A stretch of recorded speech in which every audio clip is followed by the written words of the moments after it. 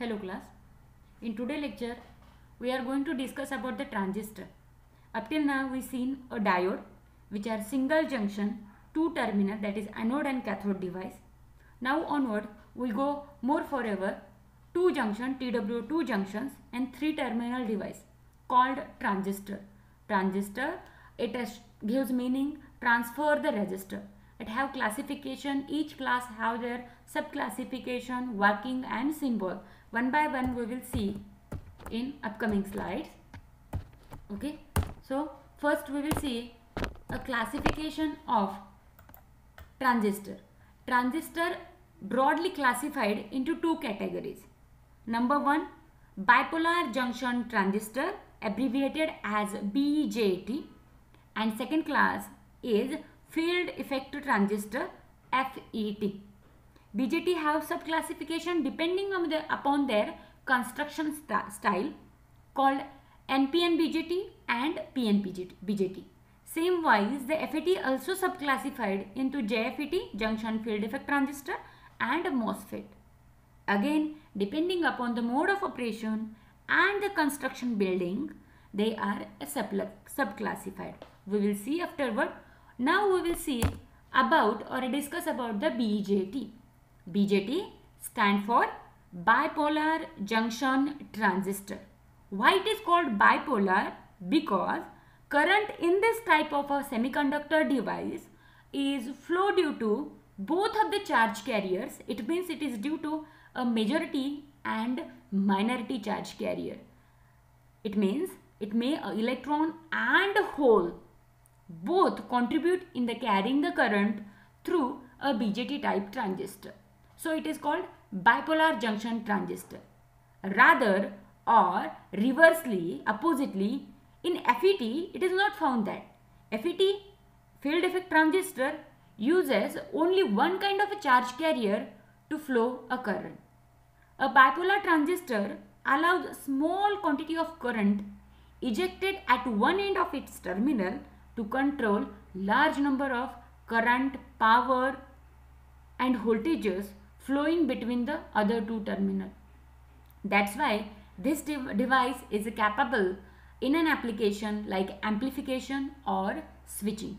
Amplification is a process in which weak signal, weak means कमी power असलेले signal जास्त power असलेल्या सिग्नलमध्ये कन्व्हर्जन करण्याच्या प्रोसेसला ॲम्प्लिफिकेशन म्हणतात. Yes, BJT again used in a switching device because the switching rate of BJT is several billion times per second. Okay, now a BJT has very important property. It can raise the strength of a weak signal. That's why it is used in amplification purpose. If you go and see a construction of BJT, then there are two types depending upon the construction. Number one is PNP and second one is NPN transistor.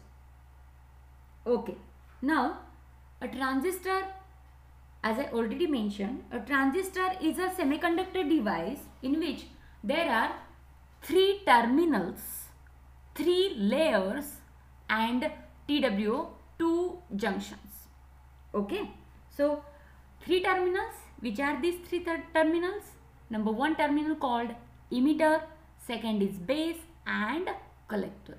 If you go and see the construction of a BJT, if you're talking about the construction, then here the two type, if you sandwich N-type layer in between the two P-type layer, then it is formed PNP transistor. Oppositely, if you sandwich the P-type layer in between the two N-type layer, then it is formed NPN transistor. Okay, in Marathi हे वडापाव सारखं structure आहे. म्हणजे कसा हा इथला N type जो आहे हा वडा ट्रीट केला तर दोन पी टाईपमध्ये म्हणजे दोन पावाच्या लेअरमध्ये एक वडा टाकला. जर तो वडा आपण एन टाईप म्हणला आणि पाव जर पी टाईपचे असतील तर ते झालं PNP. Oppositely NPN. हे कसं डिराईव्ह केलं गेलं आहे? So, if you connect the two diodes back to back, means आपण असे कनेक्ट केले की दोघांचे कॅथोड आणि किंवा दोघांचे ॲनोड एकत्र केले तर मिळणारा जे स्ट्रक्चर आहे that is called a BJT. ते कसं मिळतं पहा. ॲनोड म्हणजेच काय बाबा आपला पी टाईप मटेरियलपासून बनलेला आहे. दुसरा पण काय आहे पी टाईपपासून बनलेला आहे म्हणून P आणि मध्ये कॅथोड म्हणून N अगेन P. ओके, मग ह्या तिन्ही रिजनमधून जर आपण मेटॅलिक कॉन्टॅक्ट्स बाहेर काढले तर 3 कॉन्टॅक्ट मिळतात. मग पहिल्या पी टाईपपासून आपल्याला मिळेल इमिटर, मधल्या रिजनपासून मिळेल आपल्याला बेस आणि तिसऱ्या रिजनपासून मिळेल आपल्याला कलेक्टर. हे जर आपण NPNच्या बाबतीत म्हणलं ते सुद्धा सेम आहे, इमिटर, बेस आणि कलेक्टर. आता आपण असं म्हणू शकतो किंवा तुम्हीही सांगू शकाल की काय होतं बाबा, तर पी टाईप म्हणलं की मेजॉरिटी कोण आलं, holes. N type majority will be electron. Again P type, 2 p types are contributed in a PNP transistor, so majority definitely will be holes. In case of NPN transistor, majority should always, by default, it is electron.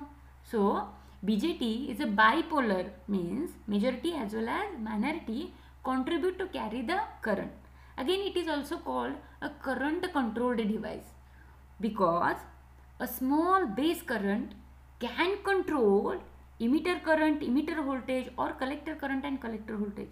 Rather, the current voltage flow in the device should be controlled by a small quantity of base. That's why the BJT also called a current controlled device. Okay, if you say the current is flowing through this device, it means there should be a biasing required. आता biasing म्हणजे काय, तर battery apply करणं.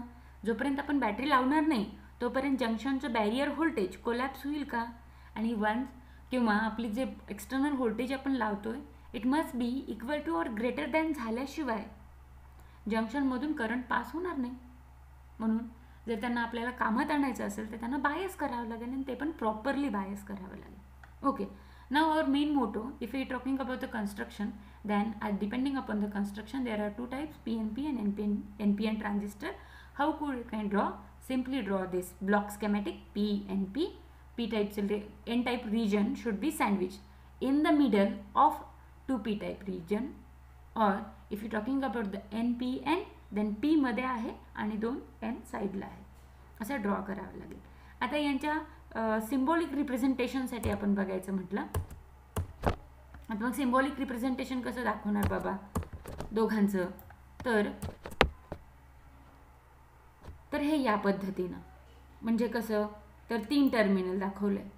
हां, 3 terminal कोणते, emitter, base, collector. मग जर आपण NPN जिथं की 2 N रिजन आहेत म्हणून मेजॉरिटी इलेक्ट्रॉन आहे, तिथं करंट कसा फ्लो होतो, तर बेसकडून इमिटरकडे फ्लो होतो. याच्या अपोजिटली PNP मध्ये कसा होतो, तर इमिटरकडून बेसकडे होतो. ठीक आहे, मग आपण असं म्हणूया की जर कन्स्ट्रक्शन बघायचं झालं किंवा इमिटर म्हणजे काय, बेस म्हणजे काय आणि कलेक्टर म्हणजे काय, तर इमिटर असं रिजन आहे किंवा असं टर्मिनल आहे जे एका साईडला आहे आणि जे काय करतं, चार्ज सप्लाय करतं. आता कोणता चार्ज सप्लाय करेल, जर आपण NPN म्हणत असू तर इमिटर कशापासून बनलेला आहे, तर N टाईपपासून बनलेला आहे. मग मेजॉरिटी काय राहील, इलेक्ट्रॉनची. म्हणजे इथला जो इमिटर आहे, इमिटर मीन्स इमिट करणं म्हणजे देणं, फेकणं. ठीक आहे, मग हा काय इमिट करेल, तर हा इलेक्ट्रॉन इमिट करेल. जर आपण PNP दुसऱ्या कॅटेगरीबद्दल बोलत असू तर इथला इमिटर जो आहे तो कशापासून बनलेला आहे किंवा कोणत्या रिजनमधून काढला आहे, तर P टाईप मटेरियलपासून काढला आहे. आणि P टाईपमध्ये मेजॉरिटी होल्स असल्यामुळं या केसमध्ये इमिटर काय देणार, तर होल्स देणार. आता हे देण्याचं काम करतं. बेस काय आहे बाबा, तर मिडल रिजन आहे. अगेन जर आपण या तिघांच्याही डोपिंग लेवल बघायचं म्हटलं तर सगळ्यात हेविली डोपिंग कोणाची असते, तर कलेक्टर आणि इमिटरची डोपिंग लेवल जास्त असते ॲज कम्पेअर टू बेस.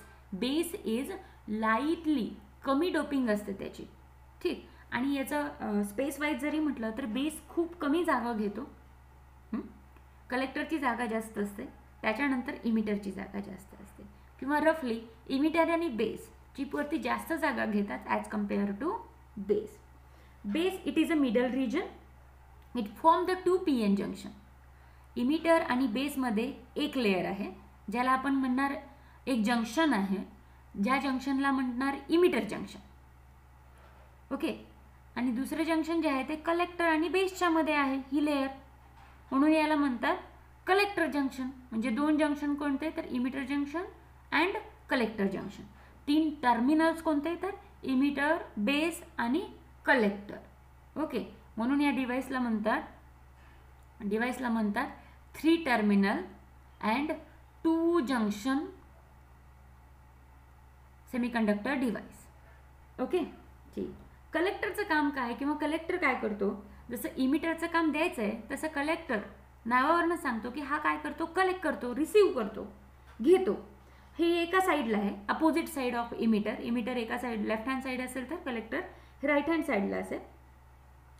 ठीक आहे. The collector of the transistor is always larger than the emitter and base. The doping level of collector is moderate. ठीक आहे. इमिटरकडनं जे काही चार्ज दिले जातील ते बेस आणि कलेक्टरकडे जातात. जास्तीत जास्त चार्ज हे कलेक्टरकडे जातात. ओके, मग आपण असं म्हणूया की बाबा आता NPN असेल तर करंट कसा फ्लो होत आहे तर बेसपासून इमिटरकडे, आणि त्याचं symbolic representation exactly same. 3 terminal दाखवायचे आहेत आपल्याला, इमिटर, बेस, कलेक्टर. आणि हे जे ॲरो दाखवलं ना बेसपासून इमिटरकडे, याचा अर्थ असा होतो की current in NPN transistor it is flow from base terminal to emitter terminal. आणि याचे अपोजिट PNP. तुम्ही कोणत्याही एक लक्षात ठेवा म्हणजे दुसरं तुम्हाला ऑटोमॅटिकली रिमेंबर राहील. ठीक आहे. Okay, now next should be construction झालं आहे आता हे. तर आपण पुढे बघूया की सिम्बॉलिक रिप्रेझेंटेशन पण झालं. Now we will talk about the operation of NPN and PNP transistor. We will see only one type of a transistor. Second will be exactly opposite that of. Here on this slide NPN transistor is given. तर काय करावं लागेल, NPNचं जर operation आपल्याला समजून घ्यायचं असेल तर 2 जंक्शन आहेत म्हणून बायसिंग सुद्धा काय करावं लागेल, double as in case of a diode. डायोडमध्ये आपण 1 बॅटरी तर इथे 2 बॅटरी. आता गंमत अशी आहे की इथे 3 टर्मिनल आहेत, बॅटरी म्हटलं 2 बॅटरी लावायच्या तर 4 वायर आपल्याला मिळतील. मग काय करावं लागेल तर एका टर्मिनलला कॉमन म्हणून ट्रीट करावं लागेल. कॉमन म्हणजे काय बाबा, तर आपण असं म्हणूया एक साईड इनपुट साईड आणि दुसरी साईड ही आउटपुट साईड. इमिटर साईड देते म्हणून हिला इनपुट म्हणूया, आणि कलेक्टर साईड जी आहे ती घेते म्हणून याला आउटपुट म्हणूया. ठीक आहे. तर मग काय होतं, कोणतं तरी एक टर्मिनल हे आपल्याला कॉमन करावं लागतं. या केसमध्ये आपण बेसला कॉमन करू. बेसला कॉमन केलं तर म्हणजे कसं करायचं तर बॅटरीचं एक टर्मिनल बेसला आणि एक टर्मिनल इमिटरला. सेम वे बॅटरीचं एक टर्मिनल बेसला आणि दुसऱ्या बॅटरीचं एक टर्मिनल बेसला आणि दुसऱ्या टर्मिनल कलेक्टरला. इथं कशी लावली आहे बॅटरी बघा. एक बॅटरी जी आहे in between emitter and base, तिला आपण असं नाव देऊ शकतो VBE, और सिम्पली बेसचं कॉमन आहे इनपुट आणि आउटपुट साईडला म्हणून सिम्पली VEE. VEE म्हणजेच voltage between the base and emitter. Second VCC, कारण बेस कॉमन आहे, बेस दोन्हीकडे होतो, कॅन्सल केलं तर नाव कसं येणार VCC. ठीक आहे. आता 3 टाईपचे करंट इथं फ्लो होतात. प्रत्येक टर्मिनलच्या नावाने एक एक करंट. जसं आपण म्हणू इमिटर करंट जे रेफर केलं जाईल IE, बेस करंट जे रेफर केलं जाईल IB, आणि कलेक्टर करंट IC. ठीक आहे. आता इथं जी बॅटरी लावली आहे ती कशी लावली आहे ते पहा. इथं NPN म्हणजे इमिटर हा N टाईपपासून आहे, म्हणून आपल्याला काय करायचं, हे जे इनपुट जंक्शन आहे जे इमिटर जंक्शन आहे हे फॉरवर्ड बायस करायचं आहे. फॉरवर्ड बायस कसं होईल, बॅटरीचं निगेटिव्ह मला इमिटरला लावावं लागेल, आणि ऑफकोर्स बॅटरीचं पॉझिटिव्ह कुणाला जाईल, बेसला जाईल. इमिटर जंक्शन हे फॉरवर्ड बायस आहे आणि कलेक्टर जंक्शन हे reverse bias. Reverse bias collector कशापासून गेलेलं आहे, N टाईपपासून गेलेलं आहे किंवा N टाईपपासून बनलेलं आहे. तिथं मला रिव्हर्स करायचं असेल तर बॅटरीचं पॉझिटिव्ह अप्लाय करावं लागेल. Again the negative goes to the base. Okay.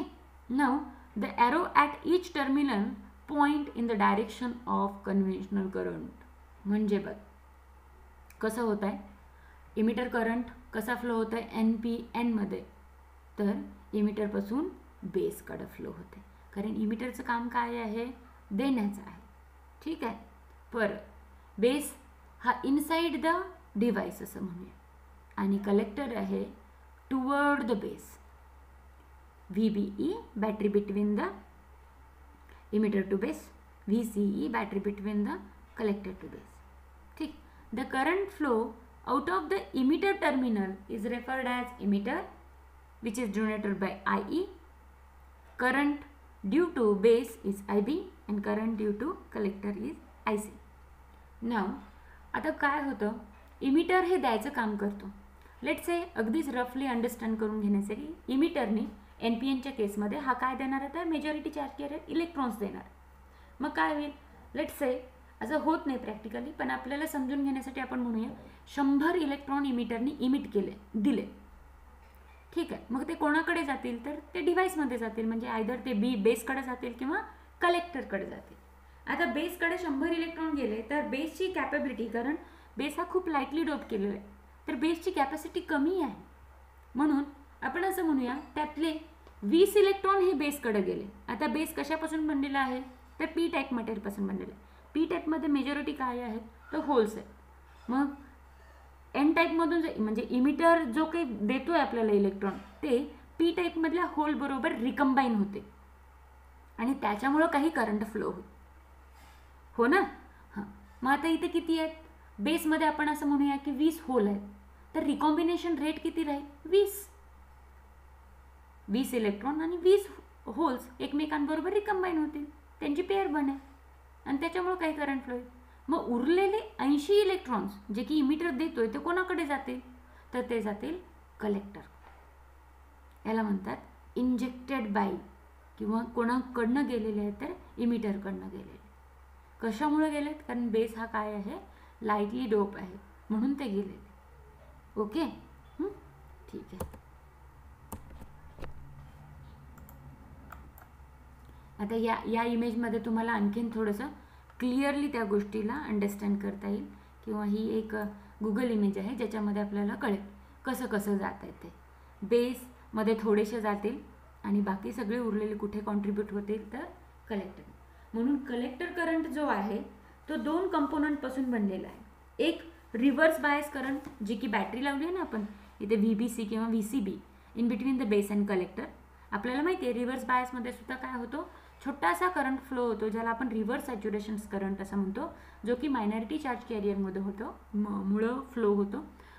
कुणाच्या परिणामामुळं, तर राईज इन टेम्परेचरच्या परिणामामुळं होतं. ठीक आहे. आणि दुसरं कोणाकडनं होईल, दुसरं कशामुळं होईल, जर इमिटर हे जे इलेक्ट्रॉन देतोय त्याच्यामुळे इलेक्ट्रॉन आणि हे बॅटरीचा आपण बेस लावला, तर इथे इजेक्टेड इलेक्ट्रॉनमुळे सुद्धा काही करंट फ्लो होतो. ठीक, ज्याला आपण इजेक्टेड करंट असं म्हणतात. मग 3 करंट कोणते, तर IE, IB आणि IC. याचं रिलेशन कसं आहे, तर IE म्हणजेच emitter current is equal to summation of both the current म्हणजेच base current and collector current. IE is equal to IB plus IC. In words, emitter current is equal to base current plus or addition to the collector current. Collector current having both the component, majority as well as minority, reverse bias current आणि ejected current म्हणजेच emitter current आलेल्या charge carrier मुळे मिळणारा current. ठीक आहे. Okay. Now that's all about the operation of NPN. याच्या उलट काय होईल, तर PNPचं असेल. PNPचं ऑपरेशन कसं असेल, आता इथला जे इमिटर आहे हा काय देईल, काय इमिट करेल, होल्स इमिट करेल.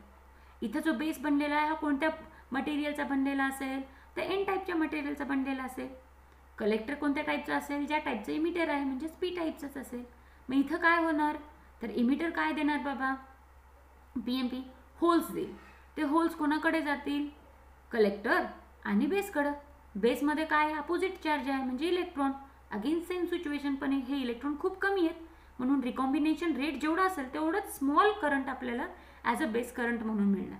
बाकी सगळं जे चार्ज कॅरियर आहे ते कोणाकडे फ्लो होतात, तर कलेक्टरकडे फ्लो होतात आणि त्याच्यामुळे जो करंट फ्लो होईल त्यालाच आपण कलेक्टर करंट असं म्हणणार आहे.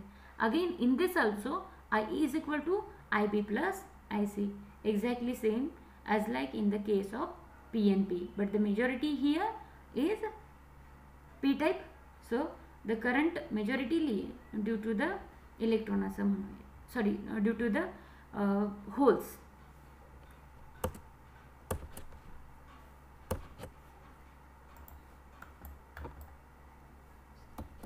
Sorry, now we will move for the second category, JFET, second class of a transistor, that is called JFET or simply FET, field effect transistor. FET again sub classified into junction field effect transistor and a metal oxide semiconductor field effect transistor, called shortly as a MOSFET.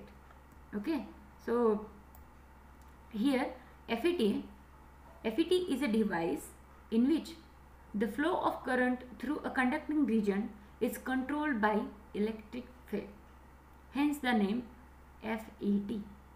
A current conduction is only by majority charge carrier. I already mentioned you, this is not a case of bipolar. Bipolar म्हणजे दोन्ही polarity मुळे. तर FET काय आहे तर field effect आहे. एक यालाच युनिपोलर डिव्हाइस सुद्धा म्हणतात, बिकॉज याच्यामधून एकाच प्रकारच्या चार्ज कॅरियरमुळे आपल्याला करंट मिळतं. Okay, based on the construction, FET again classified and having the types. Okay, FET having two classes, JFET and MOSFET. JFET junction field effect transistor, त्याच्या construction वरनं परत सब क्लासिफाइड होतो P channel JFET with holes as a majority carriers, आणि दुसरा आहे N channel JFET. N channel म्हणले किंवा N type आला की majority will be electron. We will see a construction of N channel JFET. Okay, हे तुम्हाला डायग्राम दिसत आहे ना इथे, असं असतं. काय होतं चॅनल म्हणजे काय तर मधली जागा, the space in between two region. Okay, असं म्हणूया. तर हा चॅनल कोणत्या टाईपचं बनलेला आहे त्याच्यानुसार JFETला नाव मिळतं. सपोज हा चॅनल बनलेला आहे N टाईपपासून, तर N चॅनल. हा चॅनलला आपण P टाईपपासून बनवला की तो P चॅनल. मग जसं आपण BJTमध्ये बघितलं होतं, दोन सिमिलर टाईपचे दोन्ही साईडला टाईप घेतला, किंवा सॉरी आता हा पण P टाईप आणि हा पण P टाईप घेतला की मधला रिजन काय असेल N, म्हणजे PNP असं म्हटलं होतं ना. सेम वे इथं सुद्धा होतं. ह्या दोन साईड एकाच मटेरियलचे असतात आणि मधली जागा जी असते ती अपोजिट मटेरियलची असते.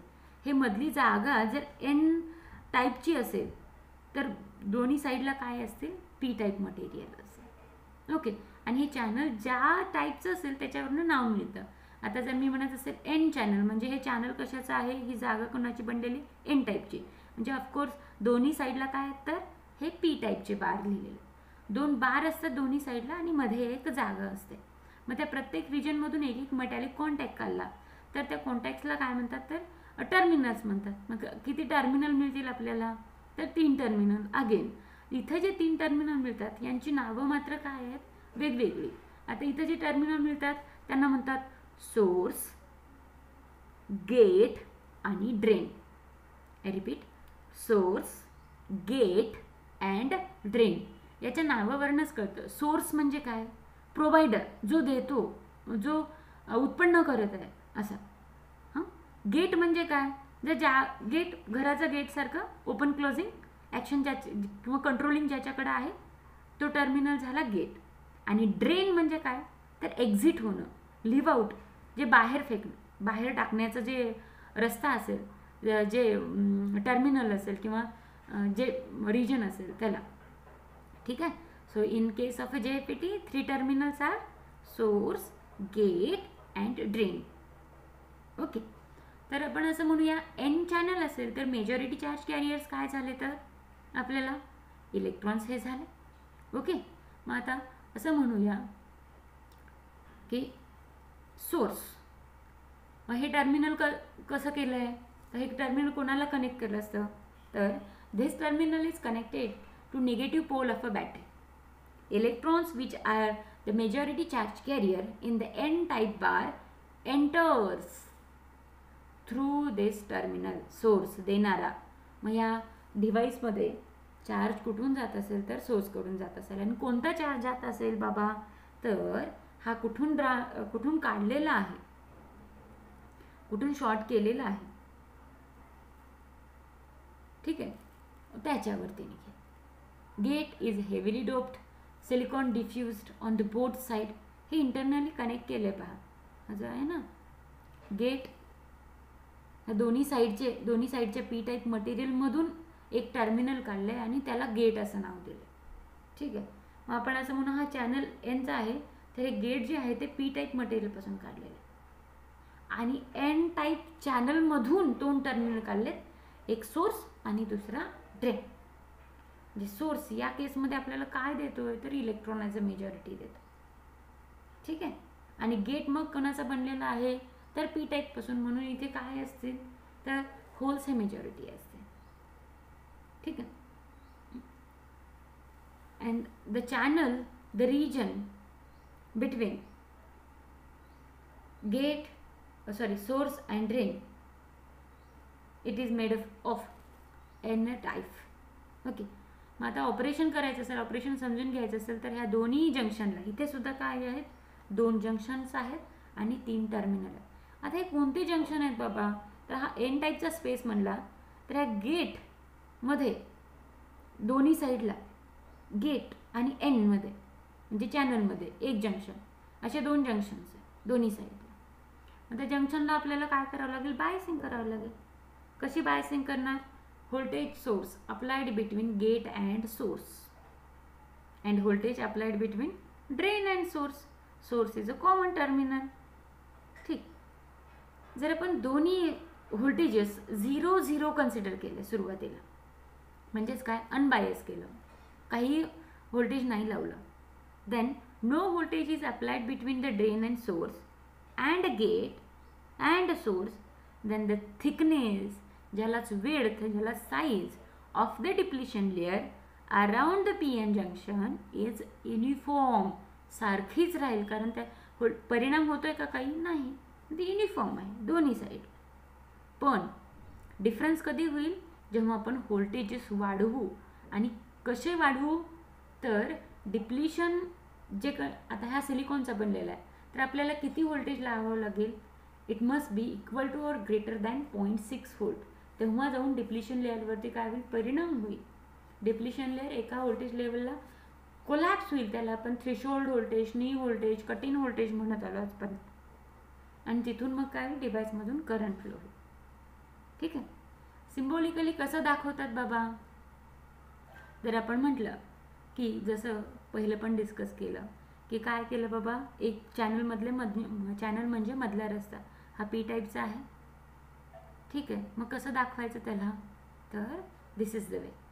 Again I would like to say, तुम्हाला सांगायला आवडेल, इथे जे BJTमध्ये आपण कसं करत होतो तर ते टर्मिनल 3च होते, पण दाखवताना हे जे अँगल होतं ना बेस बरोबरच्या BJTमध्ये ते 45-45चे अँगल आणि इथं 90चा अँगल सिम्पली. ठीक आहे, BJTमध्ये 3 टर्मिनल, इमिटर, बेस, कलेक्टर. JFETमध्ये जे 3 टर्मिनल आहेत ते आहेत गेट, ड्रेन आणि सोर्स. ठीक आहे, तिथे कसं होतं NPN म्हणत होतो किंवा PNP म्हणत होतो.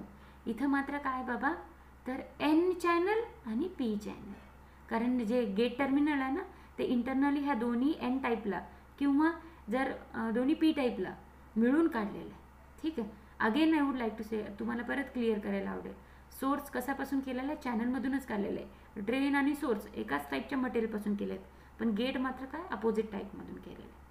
मग सिम्बॉलिकली कसं दाखवतो आपण, एन चॅनल म्हणजे कसं अवे फ्रॉम द जंक्शन, म्हणजे गेटकडं जाणारा करंट. हे जे ॲरो दाखवलं आहे ना, हा ॲरो म्हणजे काय दाखवतो बाबा, डायरेक्शन ऑफ करंट दाखवतो, जो की आउट ऑफ द डिव्हाइस आहे. आणि जर हेच जर सपोज पी चॅनल असेल तर हे इनसाइड द डिव्हाइस असेल. ठीक आहे, शफल झालं, इकडचं इकडं झालं. ठीक आहे, okay, now will move forward. इथे क्लिअर होईल तुम्हाला, N channel inside, P channel away from the junction.